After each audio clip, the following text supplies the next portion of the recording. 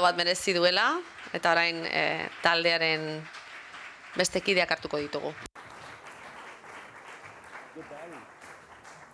Vamos a presentar la película. Orain lehen aipatu bezala Neruda filma aurkeztuko dugu, Perlak sailean proiektatuko da, gure galderei erantzuteko. Gurekin ditugu, Gaelez gain, Pablo Larrain, filmaren zuzendaria, Mercedes Moran eta Pablo Derki aktoreak, eta Fernanda del Nido ekoizlea. Zuen galderei erantzuteko, irrikitan nahi duzuenean.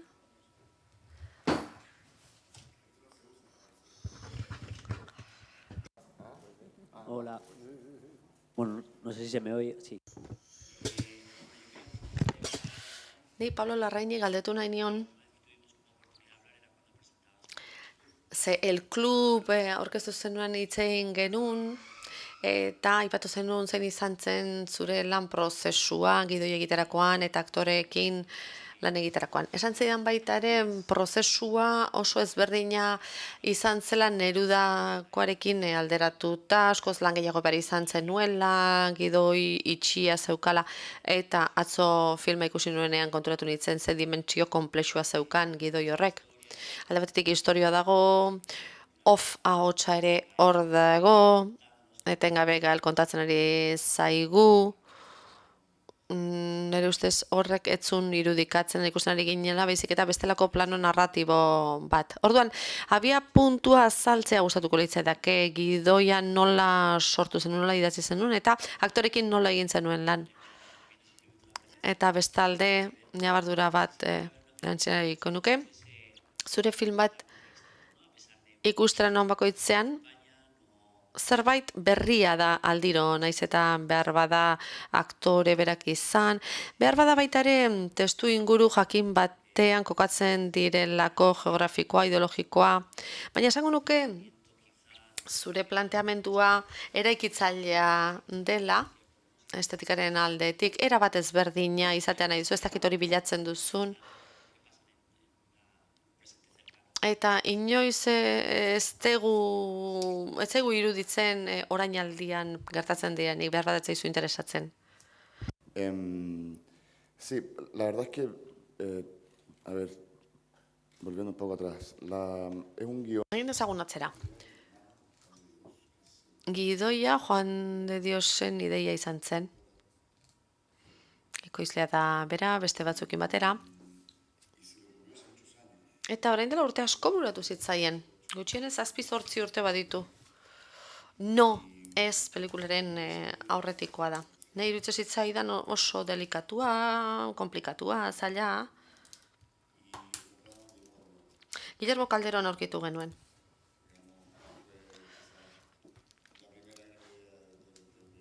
Proiektu honen ideia ederra, lehena, bera aurkitzea izan zen. Azteko biopik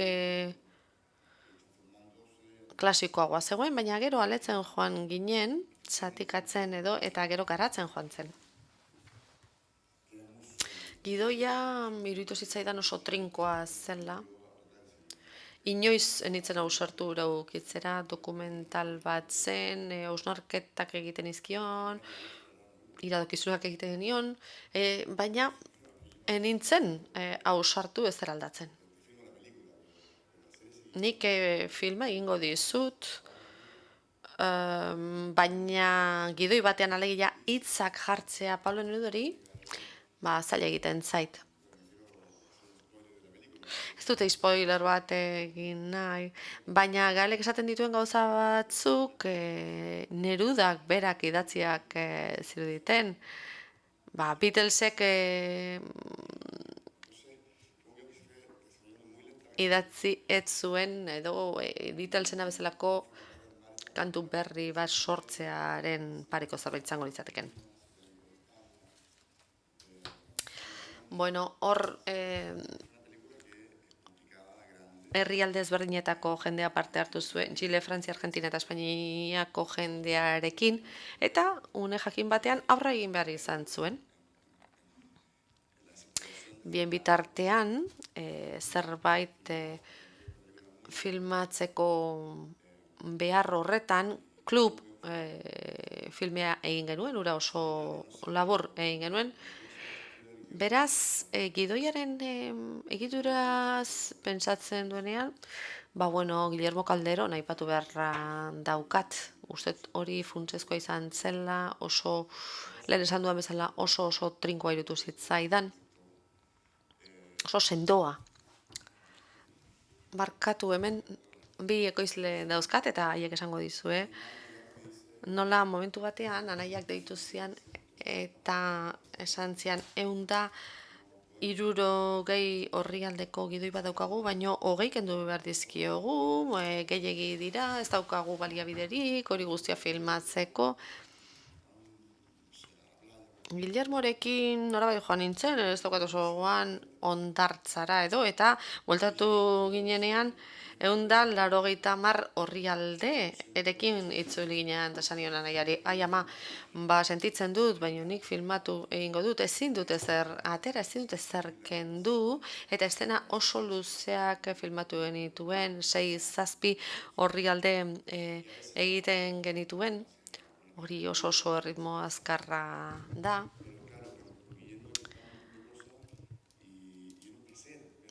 Plazer hutsa zen Guillermo idazten ikustea, sortzen zaizkion ideia horiek guztiak ikustea. Eta gidoia erraldoia zen, oso beldurgarria. Skripterra benetan, alde batetik bestera joaten zen gidoia handi horietan, 8 aste edo eman genituen. 9? Bai, 9 eta gero beste pixka bat Buenos Airesen eta Parisen.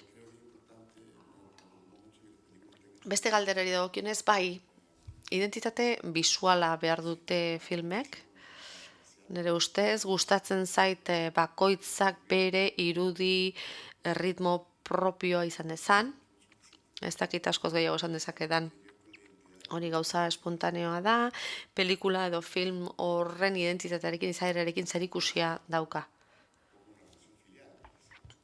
Hemen zeniden arteko moduko harreman bat dago oso norbanakoarena, baina zehazki film horri lotua nola ikusiko den, nola sentituko den. Horixe, esan dezaket. Siguiente pregunta, por favor. Hurrengo galdera, mesedez.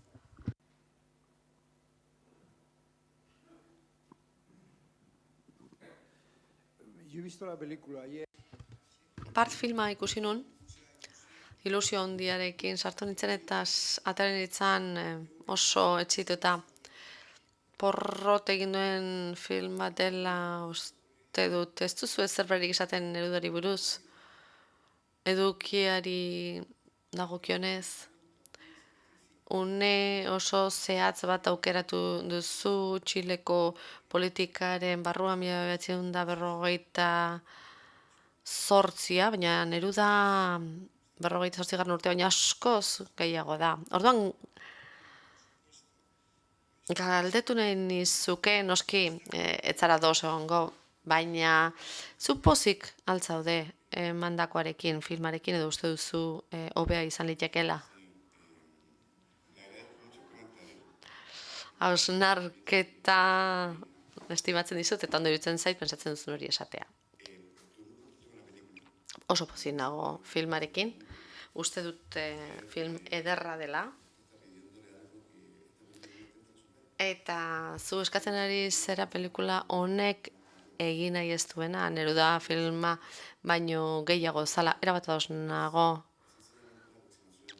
Hemen egin nahi dena da artelan bat. Neruda filmean sartzea posible balitzezu, ez ni ez ginetek hemen egongo.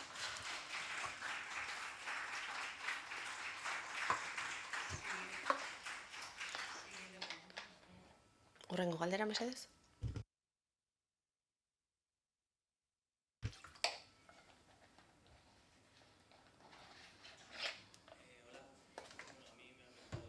Neri izugarri gustatu zait. Kokatze aldera. Nik galdetu nahi nizuna zenolako lana egin zenuen aktorekin. Atentzioa ematen baitit. Ze pertsonaia konplejoa diren dana oso poetikoa da. Ez dira pertsonaia erraza. Jakin nahi nuke nola lan egin zenuen, nola eman zenien zure mezua aktorei nahi zenuen pelikula hori atera zedin. Galdetu mesedez aktorei ere.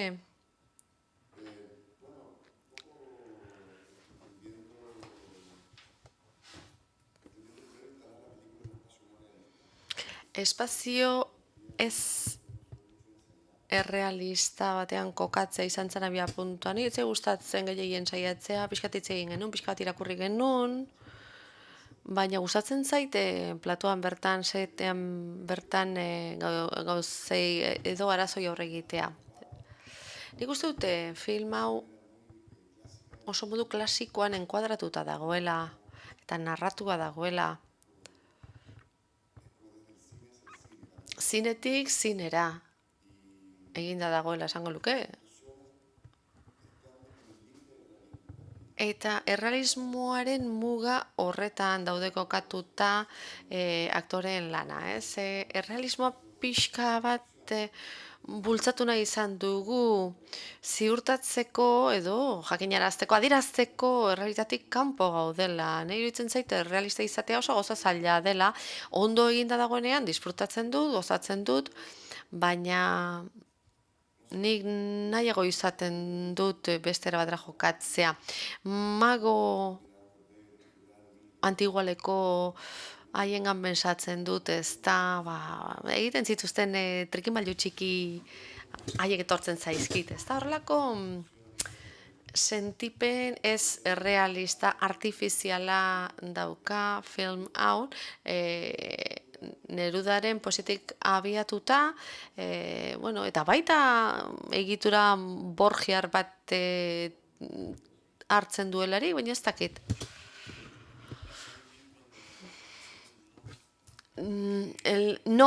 Filma egin genuenean, familia bat sortzen da horrez da.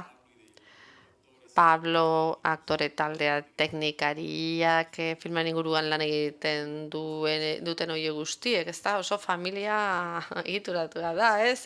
Bere arauak ditu komunikazio oso erraza daukana. Hasieran, iristen zarenean, festa batera zoazenean bezala, ez? Eta inor ezagutzen ez dezunen bezala, ez dakizu oso ondo zein den zure lekua. Eta kasu horretan interprete gisa lan egin behar izan nuen, Mercedesen ganako eta Pabloren ganako, hau bizi izan ez zutenak aldez aurretik, eta nik aurretik ezagutzen nuena. Behar bada beraiek azaldu dezakete? Sí, claro, es casi, me parece que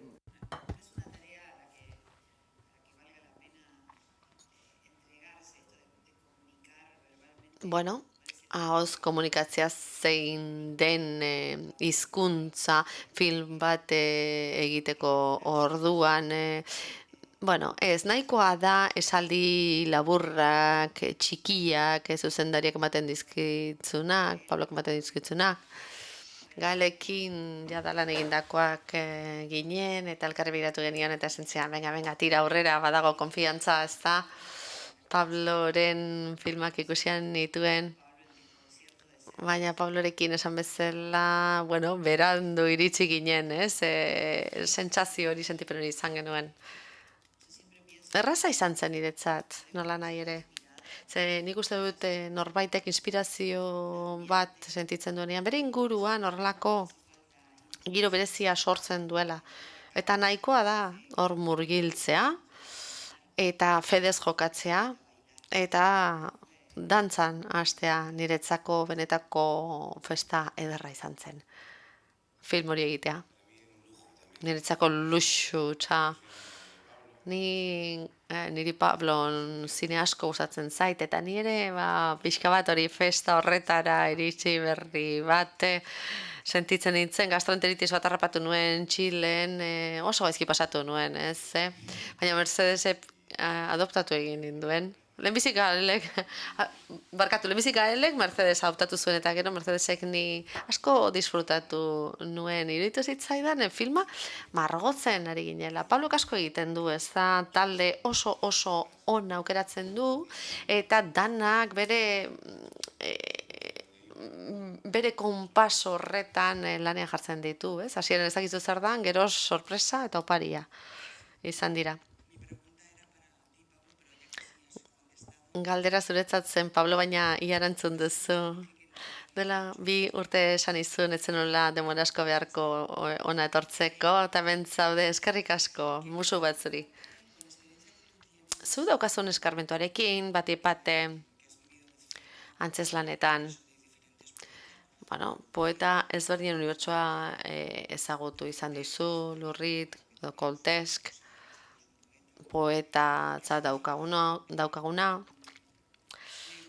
Ze izan da zuretzat Neruda? Ze izan da Neruda zure bizitzan, gertuko sentitzen duzu, eta, bueno, zuzendariarekin izan duzun harremanaz galdetu behar nizun, baina, bueno, erantzun duzu. Bueno, azteko gertutasun eta kariño horrengatik mila esker. Ni Kortesen zaleago naiz behar bada, edo gehiago ezagutzen dut.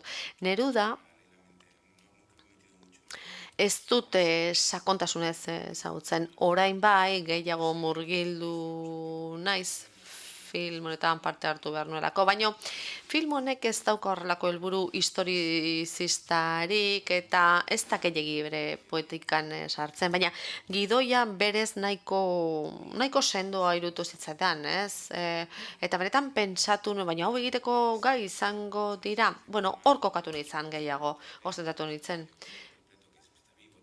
Victor Pei ezagutzen ere enintzen bereziki alegindu, ze zaila da erabat erreala izatea gertakizunekin eta hori etzen filmaren helburu ere. Beraz, nik gidoiari heldu nion. Oso ona iruditu baizitzaidan eta bueno, ez aurrez aurre biratu nedunari. Gainera nik Victor Peiren papera egiten nuen. Jokatzen nuen, eta ez Nerudarena.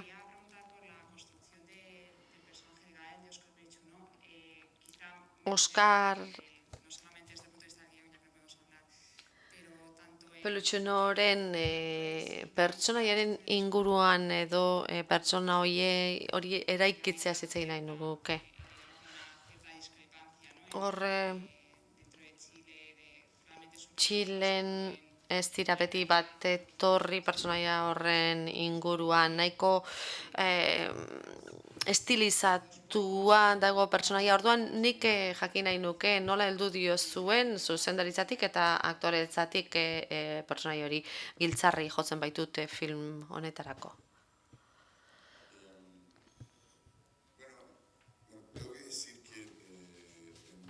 Esan beharra daukat, estena askotan zetetik atera inbar izaten nula, ze barre asko egiten nuen, eta, bueno, hori arriskutsu zuen diktoreak distraitu egiten zirelako. Zaila egiten zitzaidan serio jokatzea. Oso barregarria irutzen zitzaidan momentuan, gero ja filma montatzean beste irudipen badaukazu. Oscar Pelutxuno bai existitu zen, baina izena da guk erreitatik hartu duen guztia. Izena berezia da eta horregatik erabaki genuen mantentzea, baina beste guztia gidoitik dator. Hor ez dago benetako pertsonaia harren ezer. Baina pertsonaia horretaz hitz egitea delikatu xamarra zen, ze dana esaten baldin badugu noski filmaren bukaera emango dugu, beraz ez dut dana esango. Baina Gael ez dakita oso ongo zaren, baina esango nuke Pelutxunori horrelako bakardade ukitu bat eman diogu, ez? Polizia bakarlari hori ez da pixka bat galduta dagoena eta mundua inguruan dabilkiona. Guk ikusle aldetik hori ikusten dugu, baina bera ez da horretaz jabetzen. Nik uste dute hori da nagusi, informazioa dauka inguruan, bera ere hizketan ari da, beste pertsona balitz bezala, baina bukaeran nola bere izaera, bere identitatea berreskuratzen duen bilaketa baten ondoren. Nerudan bere leyenda diseinatzen du eta poliziak bere izaeraren ondinorakoa ulertzen du. Eta hori beti Nerudaren pertsonaian inguruan. Ikuspegia, aktoreena, oso bitxia zen, oso berezia zen. Baina ahoz edo hitzez azaltzea oso zaila da. Eta zakit, barregarria gertatzen zen askotan, batzutan seguruna izango zen, urduritasuna, beste batzutan benetan barregurea eragiten zidan, Gaelen rictus hori, ez da, nola jartzen zuen kapeluan, nola, bueno, edertasuna ere bat zegoen, baldartasuna ere bai, orduan oso pertsonaia humanoa izan zen. Oso divertigarria da polizia bat bere lana serio hartzen ikustea, ez? Berez gertatzen da komikoa. Baina ondorioak ere kontuan hartzen genituen. Uste dute denoi gertatu zitzaigula hori. Erdi karnabal batean bezala lan egin genuenean, alegia, jarri dezagun, hau montatu dezagun, ikustagun nondik nora di joan hau, baina prozesu hortan, edo prozesu horrek laguntzen digu ontologikoki ulertzen pertsonaia hori nundi datorren. Ondorio oso eder bat dagoela esango nuke Oskar Provisionoren inguruan. Bera, hartzaile naturala da Nerudaren poesiarena. Baina ez zaio iritsi, zerbaitegatik, bera gizartetik at dago eta Neruda egiten saiatu zen hain zuzen ere, baztertuta zeuden pertsona horiek barneratzen txertatzen. Bueno, berari ez zitzaion hori egokitu. Pollution hori zitzaion hori geratu. Fascismoa nondik heltzen da, poesia heldu ez zaien horietatik, ez? Kariño hori, bizitzaldatzeko kariño hori, ez zaielako iritsi, beren etorkizunaren jabe izateko gai ezen diren horiei buruz ari gara, ez da? Hori guztia irudikatzen ez da erresa zaila da, baina hor bazegoen, ez, osagai bat, prostibulo batean jaiotako ume ilegitimoa zan, eta horrek, pertsonaia interesgarriago egiten zuen. Horrelako eritasun moduko bat ematen zion. Horrelako gauzak hazen genituen kontuan. Pertsonaia bat iristen da etxera, giltzak utzi, pistola utzi, argiaren atzean jartzen da. Pixka bat hori izan joko, ere bat galduta zegoen. Eta hori, politia zen. Lehenbiziko egunean, rodaje egunean, aduanan genden, eserita zegoen bera, aduanako tipo hori bertan dago, ez diete pasatzen uzten, eta harin mertzez izan baino, hau, honek ez du funtzionatzen serio egiz zaude, bai, iozu zerbait, irribarre edo zerbait, iozu zerbait, jokatu ezazu berarekin, eta orduan ja filma, divertigarriagoa izaten hasi zen. Paulo izan ez, noski Paulok serio jarraitu behar zuen, berak serio hartu behar zuen, Neruda bere lan egiten ari zen, hori guztia diseinatzeko.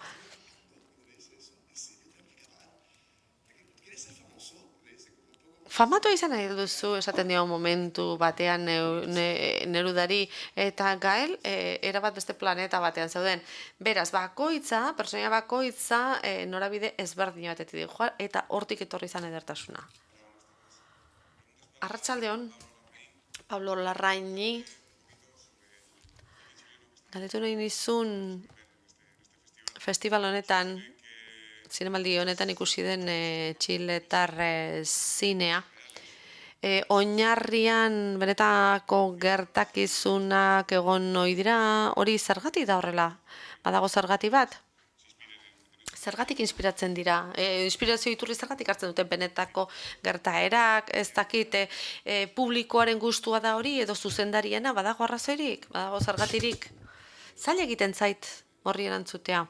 Ze Neronen motivazioa, Neronen filmekin ere zaila egiten zait erantzutea. Baina esango nuke indar handia dagoela Txileko zinean, 7 bat film egongo dira zinemaldian, jendea oso gauza ezberdinak anitzak egiten ari da, gutako bakoitzak gure aldetik dihardugu, baina arku beraren baitan. Asko miresten duan jendea dago hemen, nik uste dut Txile oso momentu hunkigarrian dagoela, eta historioiek hartu eta pantailara eramaten ari dena. Eta hori uste oso baliotsua dela. Ze horrik uste da interes politiko bat badagoela, zerbait erakutsi nahi diguna, jola zaiolako erakutsi nahi diguna, eta gainera zinearen tresnekin egiten ari dena kamera bat hartuta, eta horrek beti dauka indarra. Nik uste dute ikasi dugula baita ere, Galek esan duena, ez da? Lehen 6 film egiten ziren Mexikon, Txilen diktaduran zehar bakarra esteinatuko zen, edo bakar bat ere ez. Eta gaur egun, 30-40 tartean ateratzen dira. Ondo egindako filmak dira gainera, ez dira amateur filmak, ez, jende profesionalari da lanean, oso anitza, oso ezberdinak, eta uste dut oso hunkigarria dela hori horrela izatea. Horrengo aldera, mesedez. Por la película, creo que es...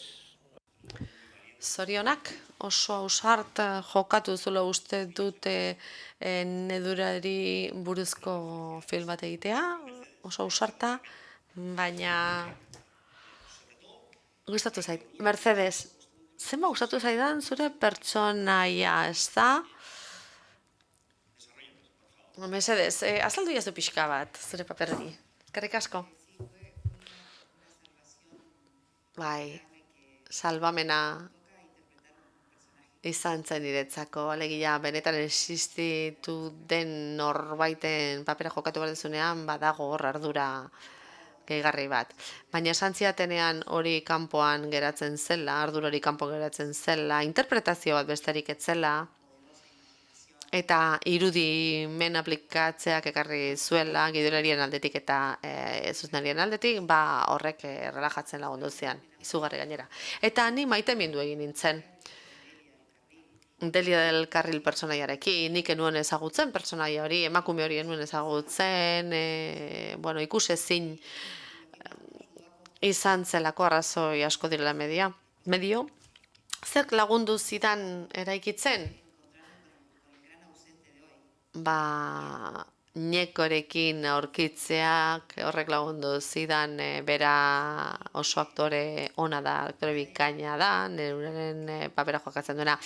Baina, Deliaren pertsonaia eraikitzeko lotura hori, harreman hori sortu behar genuela. Ñeko ezagutu nuen eta berehala Neruda ezagutza bezala izan zen, ez? Momentu hortan bertan iruditu zitzadan poetarekin ezkonduta nengoela eta hortik horrela erreza izan zen. Eta benetan Luis Ñekok egiten duen interpretazioa zoragarria dela Nerudaren paperean. Hori, ez, geneukan askatasuna eta geneukan animoa, ez, pixka bat arintasun horrek solemnidadeak kendu zigun, ez da? Ze solemnidade hori ez da oso erabilgarri izaten, eta hori zentzen lan egiteko modua. Ba, mila esker guztio ez daukagu gehiagoko denborarik, gozatu eta zorionak, Gael.